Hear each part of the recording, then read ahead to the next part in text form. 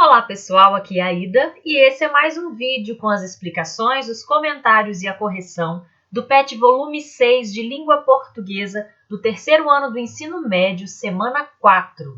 Vem comigo! Bom, nessa semana continuaremos falando da terceira geração do modernismo no Brasil, com um trecho de um texto do João Cabral e o outro do Guimarães Rosa para a gente trabalhar, ok? Primeira questão aqui, então vamos ler. Na morte dos rios. Desde que no alto sertão o rio seca, a vegetação em volta, embora de unhas, embora sabres, intratável e agressiva, faz alto à beira daquele leito tumba, faz alto a agressão nata, jamais ocupa o rio de ossos areia, de areia múmia. Então esse é um trecho do João Cabral de Melo Neto. A questão diz o seguinte: o João Cabral de Melo Neto pretendeu criar uma linguagem para seus poemas que se afastasse um pouco da linguagem usual por meio de pequenos desvios.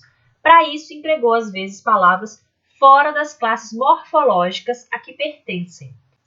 Transcreva os fragmentos em que isso acontece.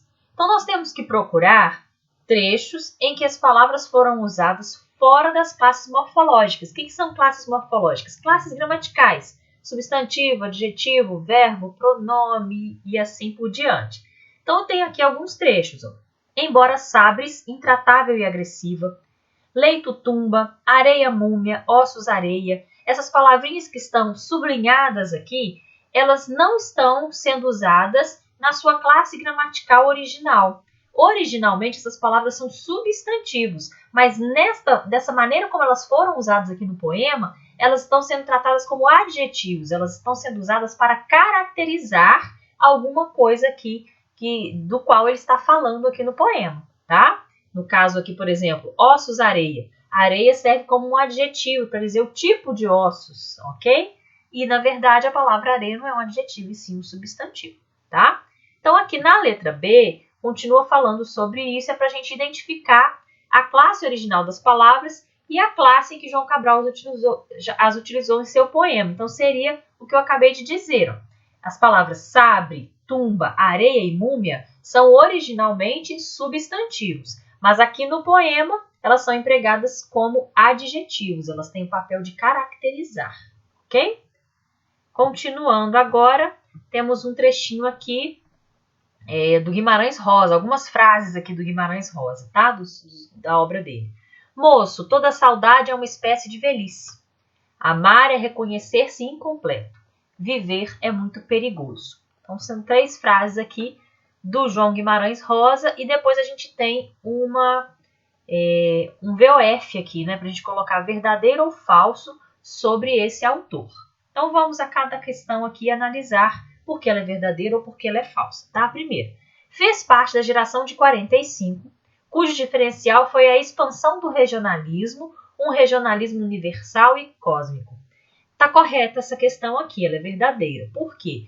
O Guimarães é da geração de 45, ele tem sim uma pegada regionalista, ele fala do sertão, né? Ele tem elementos regionais na sua obra, porém, ele faz parte de uma expansão do regionalismo, porque na segunda geração modernista, a gente já tinha autores regionalistas.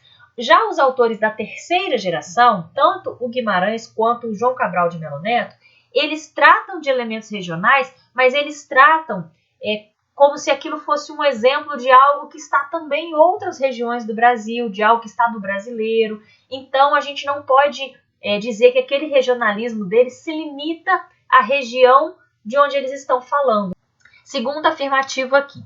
Em suas narrativas, retrata o sertão das Gerais e a gente que lá vive, matutos, vaqueiros, crianças, velhos, feiticeiros e loucos, sem priorizar questões regionais.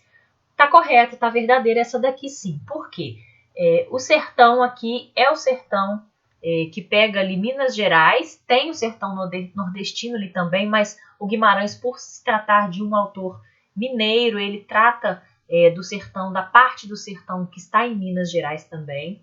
Esses personagens aparecem, né? Os personagens sertanejos aparecem nas suas obras, e a questão de sem priorizar questões regionais aqui se justificaria justamente pelo que eu acabei de afirmar na questão anterior, porque esse regionalismo da obra dele é universal, não é apenas regional, tá?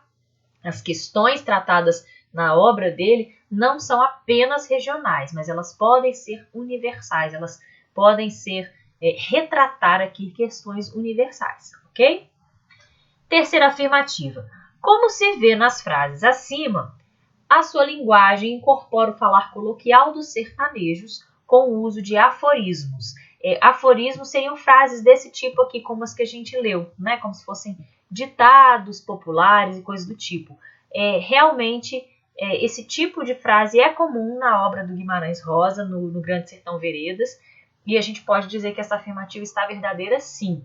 A fala coloquial dos sertanejos aparece na sua obra, assim como uma linguagem completamente inovadora também, que a gente já sabe que é uma das características marcantes, porque já falamos disso em aulas anteriores, ok? Próxima afirmativa. Não conseguiu atingir o objetivo de renovação da linguagem literária, tendo sua obra um caráter passadista e pouco inovador. É falsa essa afirmativa, está errada, porque é justamente o contrário daquilo que representa a obra do Guimarães Rosa. Ele tem, sim, uma linguagem completamente inovadora. A gente já falou que ele traz neologismos, eles têm uma maneira bem diferente e inovadora de tratar a linguagem. Então, ele não é passadista e nem pouco inovador. Então, essa afirmativa é falsa, porque ela diz exatamente o contrário daquilo que a obra do Guimarães Rosa representa, tá bom? E a última aqui. No conjunto de sua obra, destacam-se Sagarana, seu livro de estreia, Corpo de Baile, Tumateia e um único romance considerado sua obra-prima, Grande Sertão Veredas.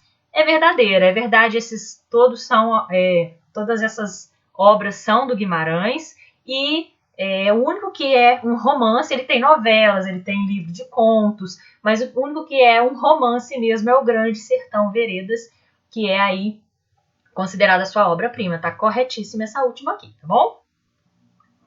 Vamos para a última questão, então.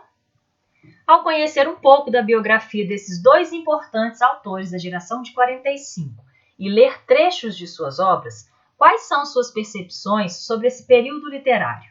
Você gostou dos textos que leu? Justifique sua resposta. Bom, isso aqui é uma resposta pessoal, não tem como responder para você.